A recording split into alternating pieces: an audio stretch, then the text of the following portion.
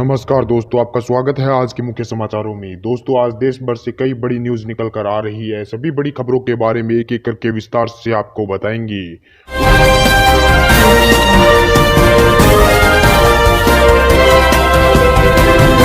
कांग्रेस नेताओं की बढ़ सकती है मुश्किलें। राजीव गांधी फाउंडेशन सहित 3 टेस्टों की कराएगी मोदी सरकार जांच। दोस्तों, आपको बता दें कि गृह मंत्रालय ने कांग्रेस और गांधी परिवार के 3 टेस्टों Rajiv Gandhi foundation, Rajiv Gandhi charitable trust और इंदिरा गांधी मेमोरियल ट्रस्ट पर लगे आरोपों के बाद इसकी जांच शुरू करने के आदेश दे दिए, जिसके बाद मोदी सरकार के इस फैसले का राहुल गांधी ने कड़ा विरोध किया है।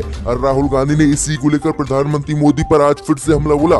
राहुल गांधी बोले, सच के लिए लड़ने वालों को डराया नहीं जा सकता। नरेंद्र मोदी। दोस्तों, आपको बता दें कि राहुल गांधी ने इसकी जांच को लेकर प्रधानमंत्री मोदी पर निशाना साधा। राहुल गांधी ने कहा कि प्रधानमंत्री मोदी कभी नहीं समझेंगे कि जो सच के लिए लड़ते हैं उन्हें खरीदा या डराया नहीं जा सकता। दोस्तों, आपको बता दें कि राहुल गांधी ने प्रधानमंत्री मोदी पर निशाना साधते हुए कहा कि श्री मोदी जी को लगता है कि पूरी दुनिया उनके जैसी है। उन्हें लगता है कि हर किसी की कीमत होती है या उसे डराया जा सकता है, लेकिन वो कभी नहीं समझेंगे जो सच के लिए लड़ते हैं उन्हें खरीदा या डराया नहीं जा सकता। तो ये काफी बड़ा निशाना आज राहुल गांधी ने गृह मंत्रालय की तरफ से राजीव गांधी फाउंडेशन की जांच के बाद बोला है प्रधानमंत्री मोदी पर। इसी बीच तो दोस्तों, अगली बड़ी खबर की ओर तो राजीव गांधी फाउंडेशन की जांच पर बोले सीएम गहलोत, ये विपक्ष को शांत करने की मोदी सरकार की तरफ से की जा रही है कोशिश। दोस्तों, आपको बता दें कि राजस्थान के मुख्यमंत्री अशोक गहलोत ने मोदी सरकार द्वारा कांग्रेस से जुड़े राजीव गांधी फाउंडेशन सहित 3 टेस्टों की जांच शुरू करने के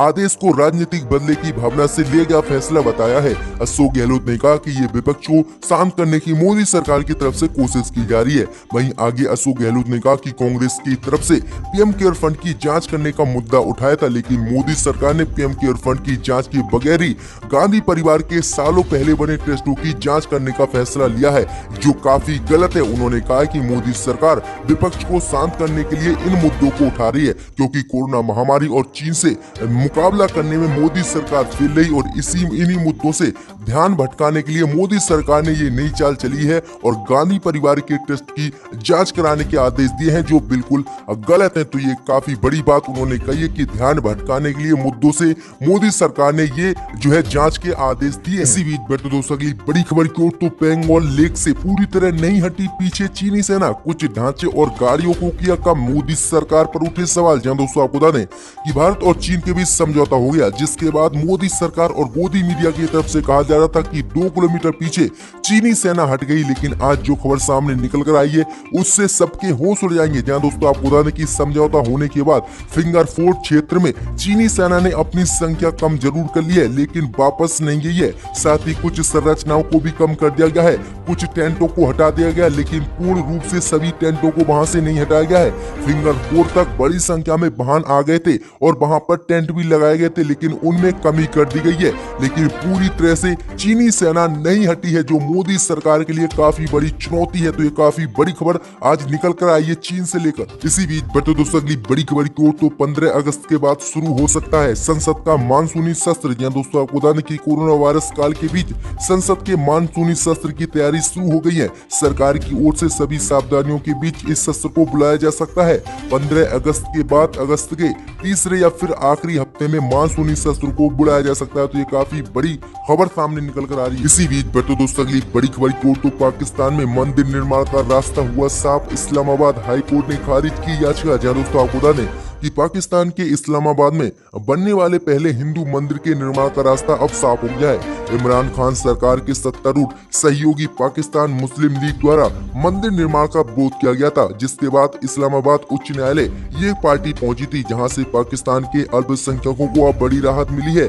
मंगलवार देर रात इस केस में इस्लामाबाद हाई कोर्ट ने बड़ा फैसला सुनाते हुए हिंदू मंदिर के निर्माण को चुनौती देने वाली 3 समान याचिकाओं को खारिज कर दिया है और अब जो है मंदिर निर्माण का रास्ता साफ हो गया, क्योंकि आपको बता दें कि इमरान खान सरकार के साथ गठबंधन वाली मुस्लिम लीग पार्टी ने मंदिर निर्माण का विरोध किया था और इसीलिए उन्होंने हाई कोर्ट में याचिका डाली थी, लेकिन हाई कोर्ट ने खारिज कर दी है याचिका। इसी बीच बेटो दोस्तों अगली बड़ी खबर की ओर तो मोदी सरकार के आदेश के बाद सीबीएसई बोर्ड ने अपने पाठ्यक्रम से नायकता और सेकुलरिज्म जैसे पाठों को हटाया। ममता बनर्जी ने बोला हमला। जी दोस्तों आपको बता दें कि मोदी सरकार के आदेश के बाद सीबीएसई बोर्ड ने अपने सिलेबस से नायकता, संघवाद, धर्मनिरपेक्षता और राष्ट्रवाद जैसे चैप्टरों को हटा लिया है। अब इसी को लेकर पश्चिम बंगाल की मुख्यमंत्री ममता बनर्जी ने आश्चर्य जाहिर किया है। ममता बनर्जी ने कहा कि सरकार ने कोरोना संकट के दौरान ऐसी महत्वपूर्ण बातें सिलेबस से हटा दी है। उन्होंने इस पर गहरी आपत्ति जाहिर की है।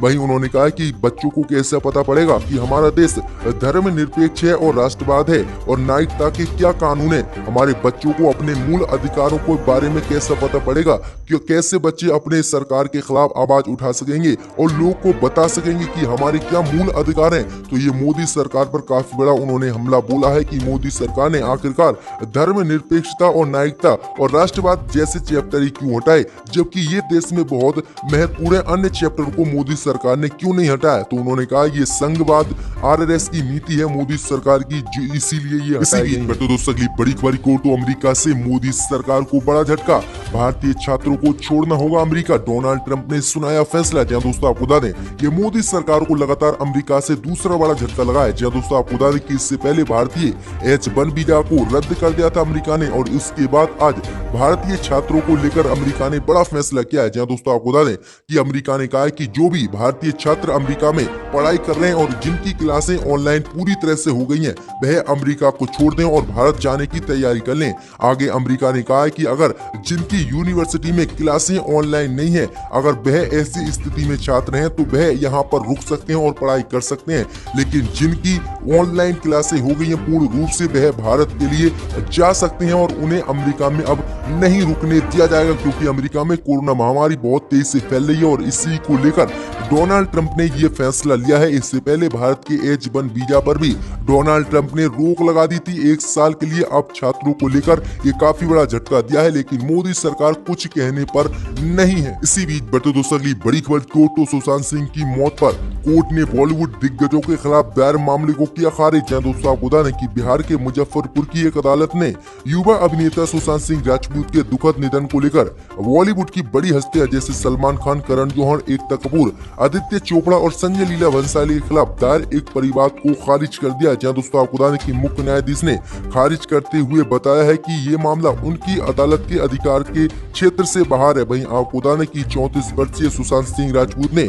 14 जून को मुंबई में आत्महत्या की थी, जिसके बाद सलमान खान, करण जौहर, एकता कपूर और आदित्य चोपड़ा, संजय लीला भंसाली पर सुशांत को आत्महत्या के लिए उकसाने का आरोप लगाते हुए 17 जून को उनके खिलाफ एक याचिका दायर की गई थी और उन पर केस दर्ज कराया गया था, लेकिन अब अदालत ने उनकी इस याचिका को खारिज कर दिया है और जो काफी बड़ी राहत इन बॉलीवुड के दिग्गज हस्तियों को मिली है।